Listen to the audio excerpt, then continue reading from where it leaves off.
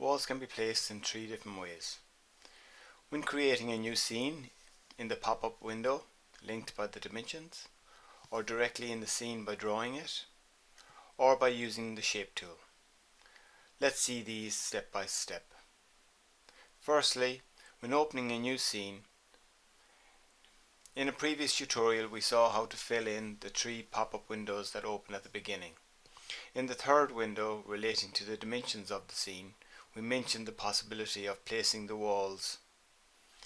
Actually, by clicking on the boxes next to the dimensions, you can draw and thus place the walls. You will observe that when at least some of the walls are checked, the notion of cutouts appears in the corner.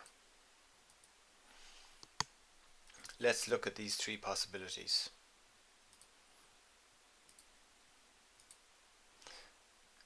First of all, the rectangle. By clicking on it, two dimensions are required: the cut before the angle and the cut after the angle.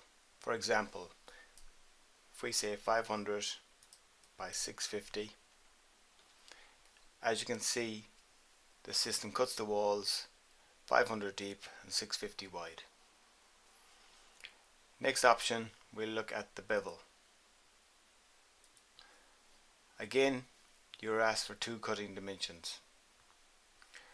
Let's take 400 and 600, and you can observe the result. And finally, let's take a look at the round. Again, we need two dimensions, so we will go 400 and 250, and here you can see that the system gives us the required shape. Let's click on OK, and now we're inside of KitchenDraw. This is the first method for placing the walls, particularly effective for simple and straightforward scenes. The second way of placing walls is to create them directly in the scene of KitchenDraw. For this purpose, when creating a new scene, we will not check any of the walls, and we'll just press OK. The scene is therefore blank. We can either start creating walls by clicking on the walls icon or by F5. Click on your starting point and start to move the mouse in the general direction you want the wall to follow. Moving in a clockwise direction is always good for internal dimensions. You'll see a pop-up window appearing. Here you can input a value, and selecting enter will draw the shape of your wall. If you add in a different dimension and want an angle, let's say using the tab button on your keyboard will allow us to create an effect like this. Hitting the escape button on your keyboard brings up another pop-up window where you're asked for the thickness of the walls and the height, and pressing OK creates the wall.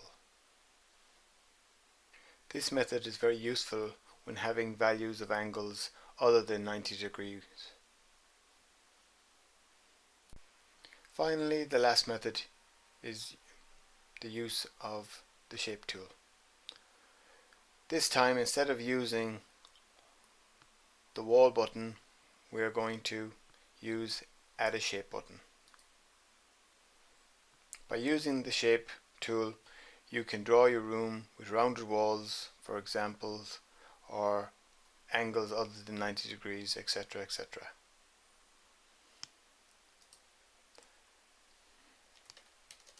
Put in a value of 1800, and we will go 1200, tab 128 degrees, and then we'll come across here 1800.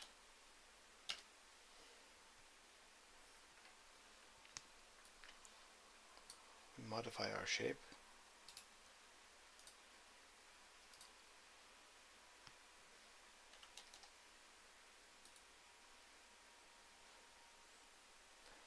hitting on the wall we're asked to place on the existing shape like we were in the previous examples, and this gives us our shape of our wall.